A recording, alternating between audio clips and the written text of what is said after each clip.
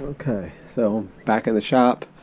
I'm commissioned on a few projects coming, but the latest one I'm going to try to film some of is I'm going to be doing a shoe rack. It's going to be about 38 inches wide, I guess you could say. It's going to be about 24 inches high and about 14 inches deep, and it's going to have, instead of using plywood, I'm going to use this maple, this ambrosia maple. I'm going to stain it gray, so I got to really mill this up. It's a little sloppy, and I'm also going to be using, I'll put this over here. Let's see. I'm going to mill this all up.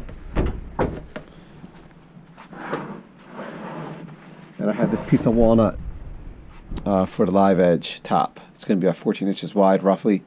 Obviously, it's not going to be perfectly dimensioned since it's a live edge, but that's going to be the top.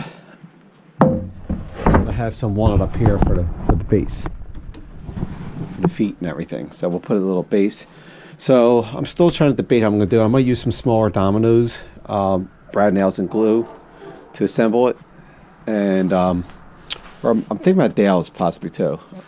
And I'm also debating if I'm going to use mitered joints or just square it up and maybe do some rabbets.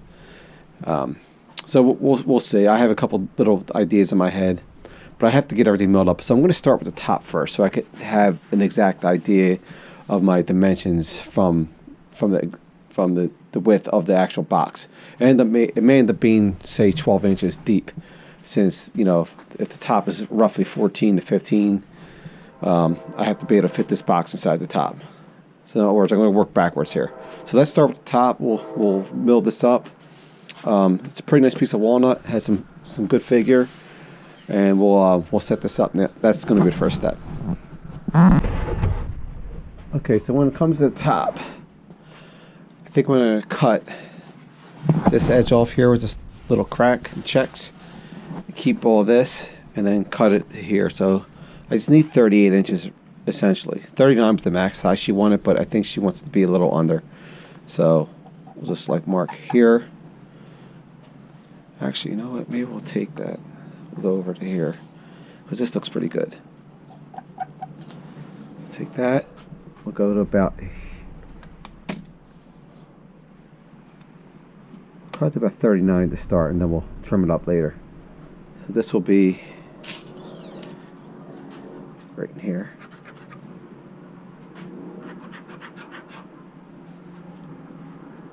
And we'll make this side the back. So we'll cut this straight line here. So we'll cut it here across, and then we'll cut a straight line here all the way down. That will give us our top.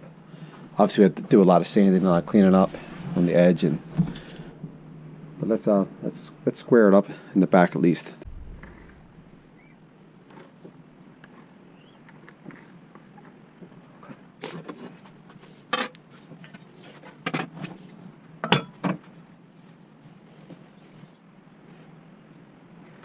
Here. It's going to be 14. Just pull it out. That's pretty good. Down here. Let's go ahead.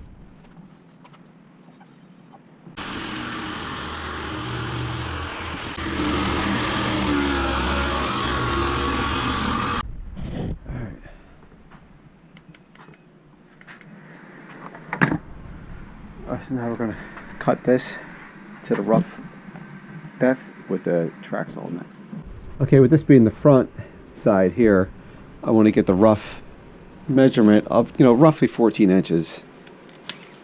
Doesn't have to be 14 on the dot. Like right now it's going to be about 15 from here, but here it's going to be closer to 16, and here it's going to be closer to 17. Actually, it's over.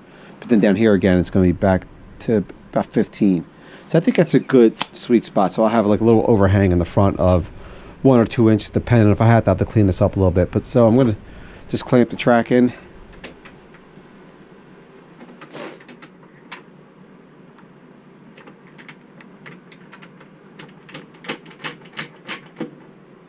Actually, I want to move it over just a tiny bit more. Just double check my measurement. I'm still close? I think 14.5 is good. Okay. So I'm going to have about an inch overhang. But the here is going to be about 2 inches though. That's the only thing. But I think it will look good when it's cleaned up. All right, so we'll clamp that in. And we're going to cut right along here.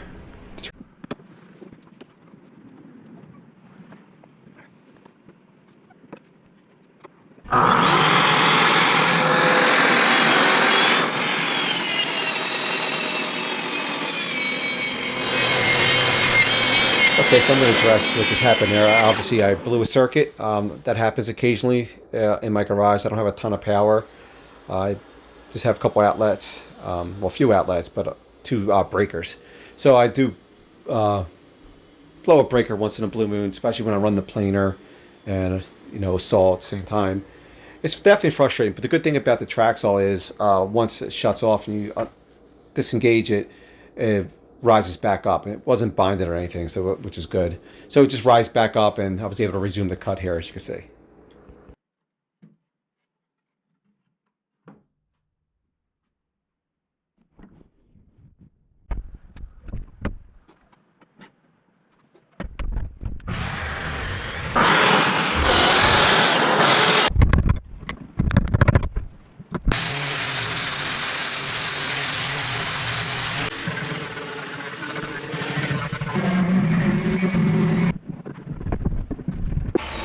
Okay, see here, I'm kind of working out of order here. So I'm cutting the rough length on the miter saw, and then I'm going to go to the jointer to get one straight edge, since I can't get a flat face yet because these boards are too wide for my 10-inch jointer.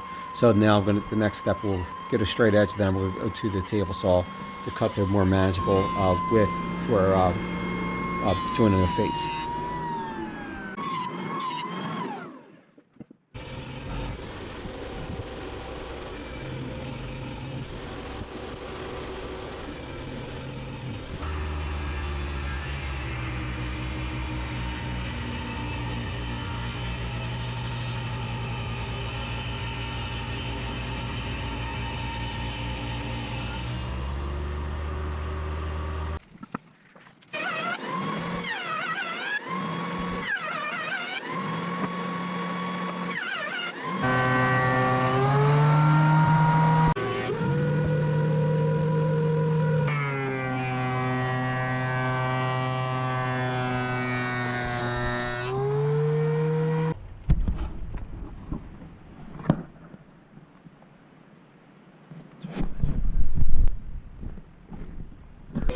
So you see here, I'm going to glue everything up.